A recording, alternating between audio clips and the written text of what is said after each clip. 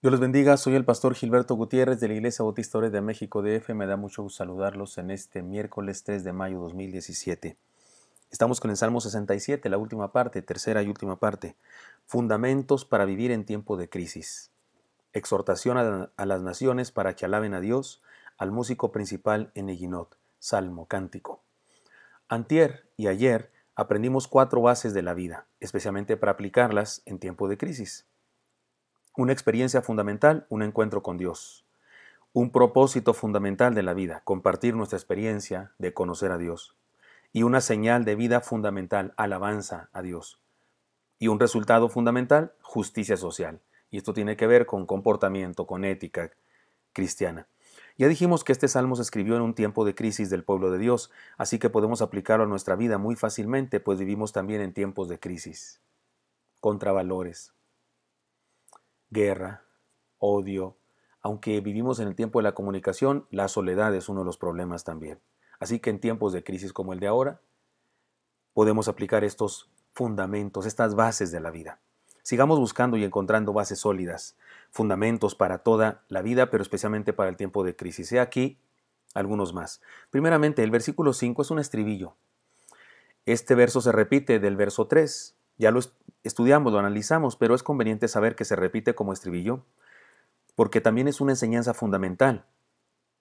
Es una señal de la vida espiritual, alabar a Dios. ¿Recuerdan? Así como sabemos que alguien está vivo porque respira, así sabemos que alguien está vivo espiritualmente porque alaba. El versículo 5 dice, te alaben los pueblos, oh Dios, todos los pueblos te alaben. Es un estribillo porque se repite por lo menos en una ocasión en el texto.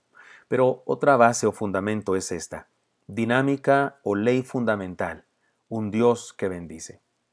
Dice el versículo 6, la tierra dará su fruto, nos bendecirá Dios, el Dios nuestro. Esto nos habla de la existencia real de un Dios que bendice. Por eso digo que esta es una dinámica o ley fundamental. Hay un Dios que bendice. La metáfora es la tierra que fructifica. Si la tierra sigue dando hierbas, árboles, pasto, frutos, etc., entonces más seguro que eso es que hay un Dios. Es decir que la seguridad con la que un labrador siembra y espera su fruto es la misma seguridad con la que usted y yo podemos esperar que Dios nos bendiga y no es cierto. Más aún, mayor seguridad tenemos que un labrador. Así como hay una ley segura de la siembra en la tierra, hay una ley más segura que es en el nivel espiritual. Dios nos bendice. 2 errores respecto a esta ley. La desesperanza, la duda respecto a las bendiciones de Dios. ¿De verdad Dios me va a bendecir? ¿Merezco que me bendiga? No, no merecemos que nos bendiga, pero nos bendice de todas maneras. Claro que nos bendecirá, tan seguro como que la tierra da frutos. Segundo error que cometemos, cree que los frutos son resultado de nuestro esfuerzo. Todo lo bueno viene de Dios. Nada tiene el ser humano que no le haya sido dado por Dios. Es, es, una, es un tropezón de orgullo, de soberbia, creer que lo que tenemos es por nuestro esfuerzo. Ahora, por supuesto que nos esforzamos y por supuesto que hay que trabajar por las cosas, pero ¿quién nos dio la fuerza? ¿Quién nos dio el trabajo? ¿Quién le dio a la tierra la riqueza que tiene para que nos bendiga? Dios.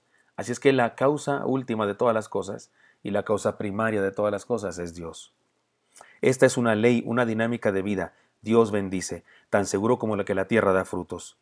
En Hebreos 6 se nos dice que Dios, el Dios Todopoderoso, el Dios a quien no le agrada que juremos, porque Él dice que no juremos, Él juró, y no pudiendo jurar por algo mayor que sí mismo regularmente juramos, pues no te juro por mi madre, te juro por mis hijos, te juro por las orejas de un tío mío o algo así, juramos por algo que no nos pertenece regularmente, pero algo que consideramos muy grande.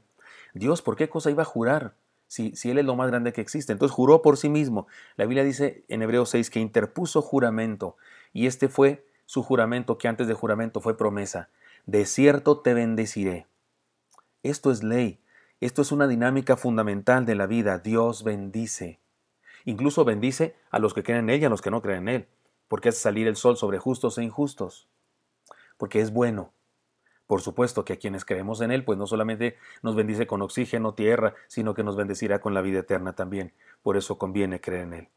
Así es que esta es una dinámica o ley fundamental, un Dios que bendice. En segundo lugar, para este devocional, un resumen fundamental. Así le voy a llamar a esta enseñanza. Dios te bendice o nos bendice para que seamos bendición. Dios nos bendice para que seamos bendición. Dice el versículo 7, bendíganos Dios y témanlo todos los términos de la tierra. Recordemos las enseñanzas de este salmo, las que ya nos ha dicho hasta ahora. Estas son las bases de la vida. Hay una experiencia fundamental que deberíamos tener todos, un encuentro con Dios. Hay un propósito fundamental que deberíamos seguir todos, compartir nuestra experiencia con Dios. Hay una señal de vida fundamental que deberíamos tener todos, alabanza a Dios. Y hay un resultado fundamental que deberíamos todos ejercer, justicia social, es decir, somos gente buena haciendo el bien. Y para finalizar este proceso en nuestra vida, Dios nos bendice para bendición, y es lo que dice esta última enseñanza. Es decir, que su bendición personalizada para nosotros en lo individual resulta en una bendición para otros. Recordemos que el temor de Dios no es miedo, es reverencia, es admiración, es conciencia de Dios. Es decir, que quien teme a Dios sabe que hay Dios, cree en Él, le adora y procura obedecerle. Eso es temor de Dios.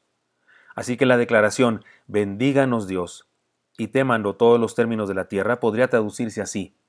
Al bendecirnos Dios a nosotros, muchos otros creerán en Él y serán bendecidos. O también podría traducirse así. Por nuestra bendición, otros creerán en Dios y serán bendecidos. El ser humano comete un grave error al ignorar que las bendiciones que recibe tienen un propósito más allá de sí mismo. ¿Acaso somos mejores? ¿Más buenos, más guapos? ¿Nos prefiere Dios sobre los demás? ¿Por qué a unos les dio una voz extraordinaria? Un ejemplo simple. ¿Por qué a unos les dio Dios una voz extraordinaria para cantar y a otros no? La cosa es sencilla, para que los que cantan, canten para bendición de los que no cantan. Punto.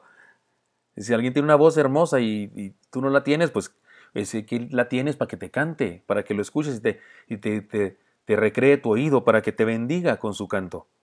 Y asimismo, a unos los hizo buenos para cocinar, y a otros para enseñar, y a otros para hacer negocios y acumular riqueza, y a otros para predicar. Pero ¿qué sería de la excelente cocinera sin comensales? ¿Qué sería del maestro sin alumnos? ¿Qué sería del hombre de negocios sin la gente necesitada a la cual poder ayudar? ¿Qué sería del predicador sin oyentes? Dios nos dio lo que nos dio a cada uno para que compartamos con los que no tienen eso que nosotros tenemos. Pero a ellos también les dio algo que a nosotros nos hace falta. Eso tiene que ver con la mayordomía del reino, tiene que ver con el plan económico de Dios. Si entendiéramos eso, no habría gente necesitada y hambrienta en el mundo. El problema es nuestro egoísmo y nuestra incapacidad de ver la gloriosa oportunidad que se nos presenta cada vez que somos conscientes de las necesidades de los demás. Somos bendecidos para bendecir. Déjenme les cuento algo. Varios de los hermanos de la iglesia que pastoreo trabajan en la central de abastos. Ahí en la central de abastos se vende casi toda la materia prima de la ciudad y del país. Frutas, verduras, semillas, carne de todo tipo. Una de las familias que tiene bodegas de venta y frutas y verduras nos surte sin costo toda la verdura y frutas que necesitamos en casa. Y cuando les hacemos el pedido nos reclaman. Pastor, no ha hecho el pedido su esposa. Y les llamamos de inmediato para que les digamos la lista de las cosas que necesitamos. Y cuando no les hacemos el pedido, insisto, nos reclaman. Son una bendición estos hermanos.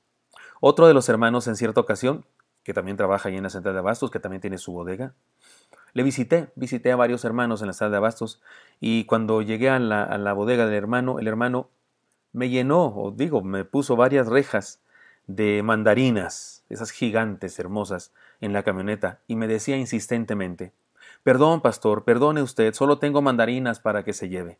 Yo le respondí, no tiene por qué pedirme perdón, no tiene ninguna obligación de darme nada, eso es su patrimonio y es su negocio. Además, eso es lo que Dios le dio para compartir. Si no, cuando usted vaya al templo, ¿qué le debo decir yo? Perdón, hermano, perdón, solo tengo sermones para darle. Algunos tienen mandarinas, otros tenemos sermones. Hay quienes tienen dinero, otros comida, otros lecciones de vida, otros consejos, otros recetas médicas, otros trabajo, otros corte de pelo, terapias, vestidos, oraciones, amistad, etc. Todos hemos sido bendecidos por Dios para bendecir a otros. En este tiempo de crisis, vivamos las cosas fundamentales de la fe, vivamos los fundamentos de la vida cristiana. Espero que esto sea útil para usted y me encantaría encontrarme el día de mañana. Hasta pronto.